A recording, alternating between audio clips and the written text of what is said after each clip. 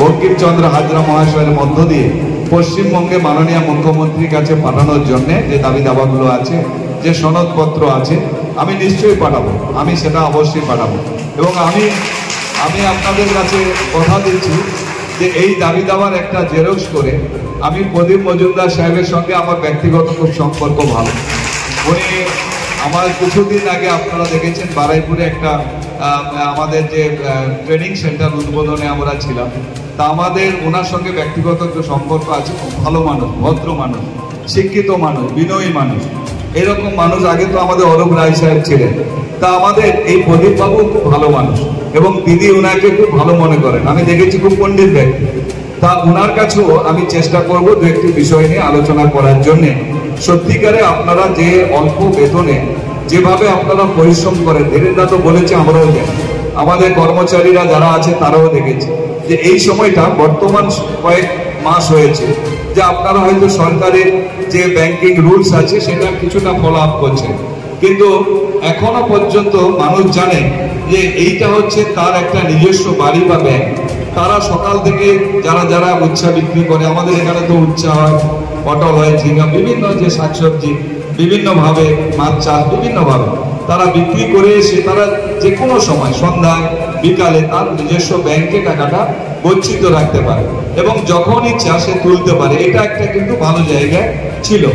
এই ব্যাপারটা মানুষের কাছে কিন্তু গেছিল। কিছু জায়গায় দেখা যাবে যে আপনাদের আমাদের সরকার কিছুটা আপনাদের তো আরটিজিএস বিভিন্ন যে আধুনিক প্রযুক্তি ব্যাংকিং সিস্টেম সে আসার জন্য আপনারা যেহেতু আমাদের স্টেট কোঅপারেটিভ ব্যাংক বন্ধ হয়ে যায়, তাহলে 4টের পর খোলা থাকলে লাভটা খুব একটা যে হয় তা না, কিন্তু এলাকার স্বার্থে আপনারা এটা করে থাকেন। আপনারা যেভাবে পরিশ্রম করেন সময়টাকে বৃদ্ধি করার জন্য, কিন্তু আপনাদের যে স্যালারিটা দেওয়া হয়, বেতনটা পান, সেটা কিন্তু খুব অল্প। এটা অনেকটা অসুবিধা হয়। নিশ্চয়ই আপনারা যে দাবি দাবা রাখলেন তার মধ্যে এটা একটা গুরুত্বপূর্ণ দিক। এছাড়াও আর দিকগুলো আমি আর বলছি না, যা যা আছে আমার কাছে একটা দেওয়া হয়েছিল, আমি পাঠ করেছি, আমি পড়ে নিয়েছি। সেই বিষয়গুলোর মধ্যে 2-4টে বাদ দিলে প্রায়গুলো হওয়া উচিত। সেগুলো আমি আপনাদেরকে পূর্ণ সমর্থন জানাচ্ছি। সবাই নিয়ে আমি আর বক্তব্য বেশি রাখবো না। আমি আপনাদের কাছে শুধু বিনীত আকারে একটি কথা বলবো, দেখুন আমরা এই স্টেজে থেকে সরকারের পদে থেকে বলা যায় না, কিন্তু এটা তো সাধারণ সম্পাদক সর্বভারতীয় সমবায় সমিতি কর্মচারী মহাসংঘ আজ ওয়েস্টবেঙ্গল ন্যাশনাল স্তरीय कन्वेंशन एटी स्टेट लेवल कन्वेंशन एटी होता। ताकर मुख्य दाबी सब आडहक एम्प्लॉय भाव में अच्छा रेगुलर कर सरकारी हार वेतन दि जाऊ। पे स्केल ना, पे स्ट्रक्चर ना, सर्विस रूल ना, पे रूल निहाती दरकार। आउ सर्विस रूल कमन कैडर रूल दरकार। एंटायर दरमा सरकार बहन करिया उचित।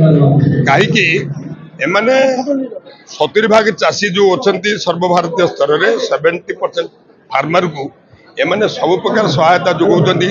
सार, बिहन, ऋण एवं एसएचजी जो एसएचजी ग्रुप अच्छी स्वयं सहायक गोष्ठी एक बिना सुधरे ऋण जोगे दिया समस्त प्रकार सहायता देवा सत्वे सरकार समवाय कर्मचारी प्रति गोटे वैमात्रिक मनोभाव पोषण कर।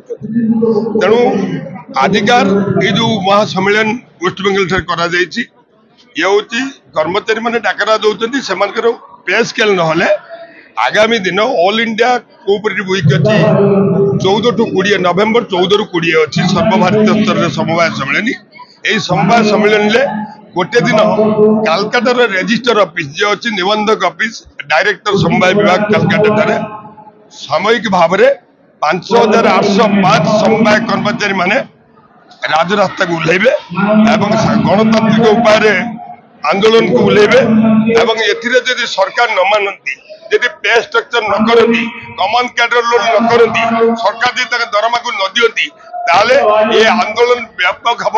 सर्वभारतीय स्तर समर्थन दिया जहाँ क्षति हम वेस्ट बेंगल गवर्नमेंट दायी रसीएस वेस्ट बेंगल दायी रहा।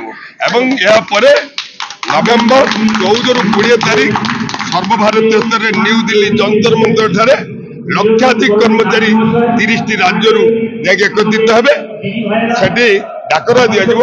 आमर माननीय अमित शाह जी, माननीय प्रधानमंत्री नरेंद्र मोदी जी आ महामहिम राष्ट्रपति द्रौपदी मुर्मू के सामने आम डिमांड देवु यदि सर्वभारतीय स्तर को गोटे कैडर गोटे वेतन न करा जाए तार आगामी दिन सारा भारत में समवाय विभाग को ठप कर दिया चाषी ऋण बंद कर दिया सार विहन बिक्री कर बंद कर दिया जहाँ क्षति हम भारत सरकार राज्य सरकार दायी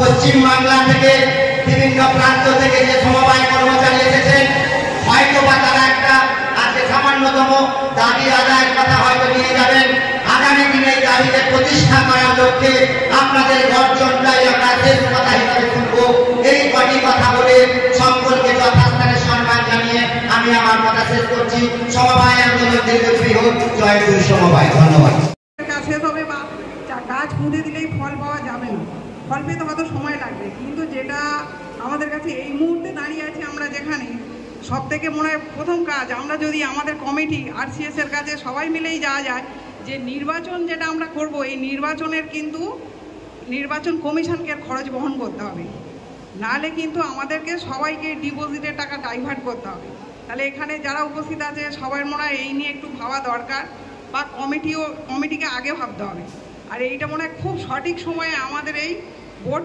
সংগঠিত হয়েছে আমাদের এই কমিটি গঠন হয়েছে এবার সবাই মিলে আমরা এই লড়ার চেষ্টা করব নতুন করে